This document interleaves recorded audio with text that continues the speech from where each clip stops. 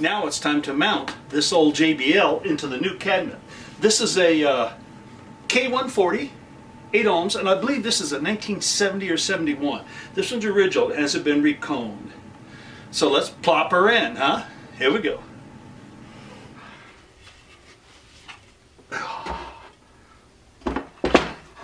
Yeah, fits perfectly. Now, of course, we have to put the T-nuts in it. Fire it up. So I've set the speaker in there, and I just by hand put the little screws in there. Let's secure them, okay? Here we go.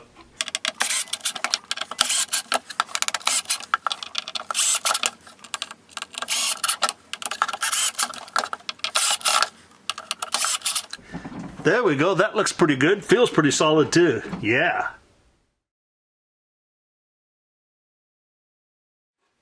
Well, there she is, bolted in. Listen to this cabinet. Very resonant. This is totally a throwback, an old technology. You realize that in most newer cabinets today, the goal is to have nothing moving, everything just rock solid, and that lets the sound sort of deeper. Really, it doesn't dissipate. Through here, we're talking about pine. This is wood is pine, very pretty, very nice. It's separate chunks of pine that have been laminated together. They're stronger that way, and of course these nice little dado joints, which are really nice. But this whole idea is the cabinet actually vibrates. Very guitaristic, that they like cabinets that are lightweight and vibrate, so you can get some distortion through them, get that nice hum going on. But this vibrates, and there's no more baffling going in it. There's no tweeters, no nothing else, just that. And this back is really cool. Check out what he did for me here. Here's the top plate. You can put it on like this, wire it up, and you can have an open-backed cabinet. Here's the bottom. You can have that if you want. Or, of course, you put those two there. I can't hold it. Yeah, I can hold it both. And then you put this back middle on, and you've got it closed. That's the concept. So it does sound different. Believe me, I've tried them before with the open back and how much of the back you have open and how much of it you don't have open. I'm going to close it all up right now and just play it that way. I may play around later on taking it apart and seeing, okay? Let's put it back together now.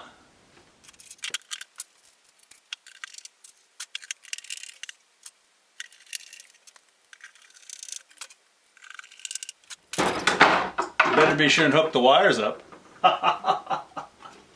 There we go, got the wires in snug now.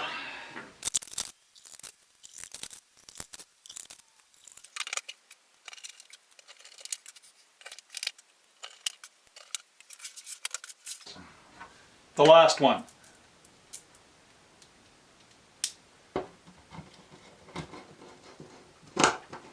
Cool. They're all just barely put into place, and now let's snug them in with this guy here, okay? Here we go.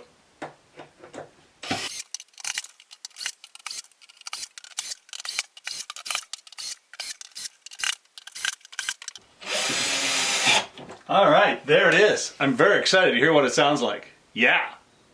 Now I'm going to do one of the most difficult things there is ever to do. And that is, I want to demonstrate, listen to this speaker box. But we're just hearing it through the little camera's microphone. Okay? It doesn't matter. Here we go. Check it out.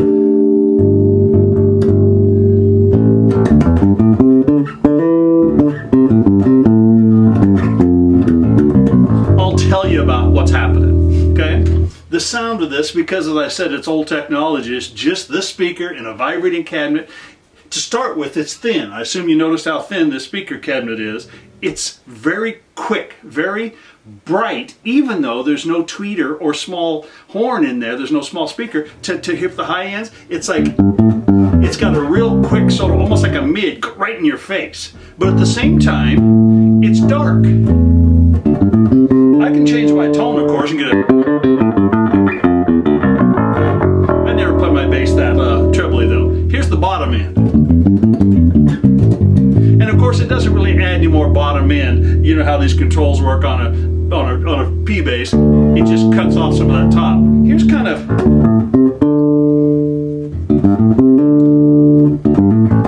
here's a tone I would probably normally use. And I have all the controls set exactly 100% flat up here.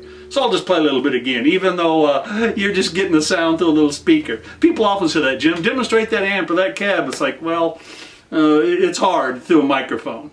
Let's demonstrate it. Here we go.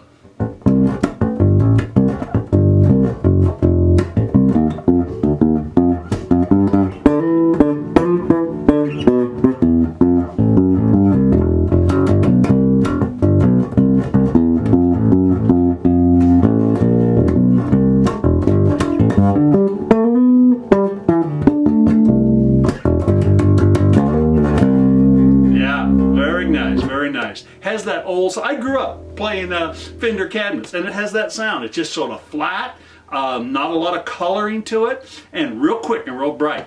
I can distort this real easy. I'm not going to do it here now, just because, you know, the way the cabinet's closed and the smallness of it.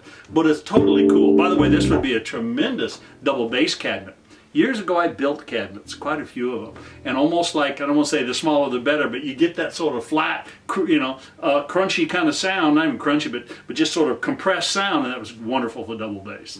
Hope you enjoyed this little video. I love this little thing. Fire it up.